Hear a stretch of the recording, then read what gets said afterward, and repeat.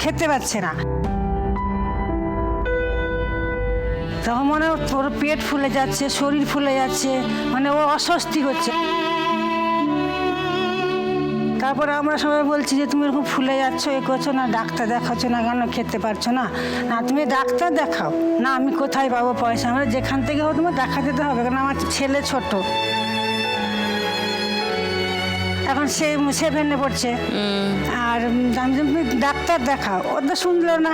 তারপর যখন একদম পুরো একদম মানে ইয়ে হয়ে যায়, তখন হঠাৎ আমার মেজো দেওর, আমার দেওর আলাদা থাকে। আমার বাড়িতে আমার স্বামী, ছেলে আর মেয়ে ছিল, মেয়েকে বিয়ে দিয়ে দিয়েছি। আর শাশুড়ি শ্বশুর মারা গেছে। এবার আমি ওকে, তারপরে আমার দেওরকে নিয়ে গেল, ভুবনেশ্বরে গেছিলো। ওখান থেকে যখন ডাক্তার যখন রিপোর্ট করে, বলে যে ওকে ইমিডিয়েটলি আজকের মধ্যেই ভর্তি করতে হবে। জল জমায় যেমন, মানে খুব মারাত্মক, মানে এর মতন। তখন আমি আমার ছেলে, তখন কি করব সেই মুহূর্তে, তখন মানে আমি, আমার ছেলেও কাঁদছে আর আমিও কাঁদছি। যখন আমার ওখান থেকে ফোনটা আসে, যখন বলে যে আমার বোনের জামাই, বোনের বর নিয়ে গেছিলো, বলে দিদি যেখান থেকে পারবো তুমি টাকাটা আমার অ্যাকাউন্টে দিয়ে দাও। মানে কেন?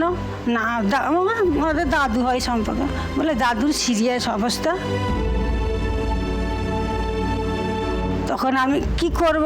আবার ভাইদের কাছ থেকেও বলে, ভাইরাও সঙ্গে সঙ্গে দিয়েছে। আমাদের পাশে পাড়া গ্রামে তো, আমাদের ভাসুরের কাছে গেছি, ওখানে গিয়েও বলেছি, ওরাও সঙ্গে সঙ্গে আমাকে দিয়েছে। সেই দিন আমি 1 লাখ টাকা ওখান থেকে জোগাড় করে ভুবনেশ্বরে পাঠিয়েছি। ডাক্তার মানে বললো যে পয়সা জমা দিলে ট্রিটমেন্ট হবে, তা নাহলে হবে না। তখন ওটা ছিল শুক্রবার, ডাক্তার তার শনিবারে ডাক্তার ছিল না। তারপরে কি করব, সেখান থেকে আবার ওইখানে 1 সপ্তাহ পুরো ভুবনেশ্বরে ভর্তি ছিল। এবার আমি যে আমাকে আবার বললো যেতে, আমি আবার গেলাম। এখন স্বামী সুস্থ? এখন একটু সুস্থ, নিয়ে এসেছি। দেখো দিদি, ওই যে আমার মানে 1.5 লাখ টাকা মতন ধার হয়ে গেছে। এদিকে আবার ছোট বাচ্চাটা আছে, আমি তো একা পারি না। আমার সত্যি আমার পড়াশোনা নেই, আমি 5 পড়েছি। আর বাপের বাড়িতেও গরিব, শুধু আমার এই মামার ছেলেরা আমাকে খুব সাহায্য করেছে, খুব। আমার জামাইও, মানে সবাই। যে ঋণ হয়ে গেছে, আজকে 1 লাখ টাকা পেলে সেই ঋণটা শোধ করবো, এবং আমার স্বামীকে নিয়ে যেতে হবে, কেন যেতে পারছি না তো। ওই তো 3-4 মাস হলো আমি নিয়ে, মানে চেক আপে? হ্যাঁ, চেক আপে। আর ওষুধ খাচ্ছে, ওষুধ খেলে কি হবে? তাও তো এখন ভাত খাচ্ছি, মানে খাবার এখন আগের চেয়ে অনেক অল্প হয়ে গেছে। আমি বলছি তুমি যাও না, আমি পয়সা কোথায় পাবো? যেখান থেকে ধার করো, যা করো, ধার তো হয়েছে না, আরও হবে। আর ছেলেটা তো ছোট আছে, তোমার যদি কি হয়, আমার তাহলে জীবনটাই তো শেষ হয়ে যাবে না।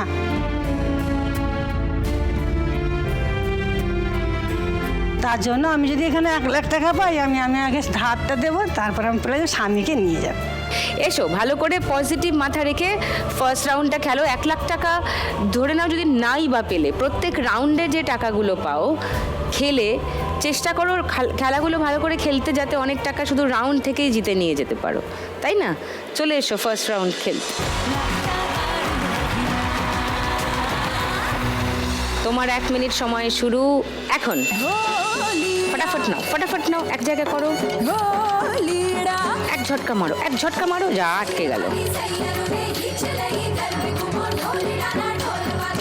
এবার নিচে ঢোকাও খুন্তিটা, তুমি নিচে ঢোকাও, এক ঝটকা মারো। হচ্ছে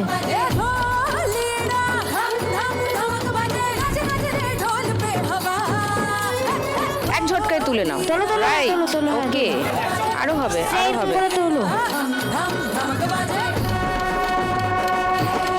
নিচে ঢোকাও, ভালো করে ঢোকে নি। হ্যাঁ ঢোকাও, এবার ঝটকা মারো। না হলো না, উঠলো না।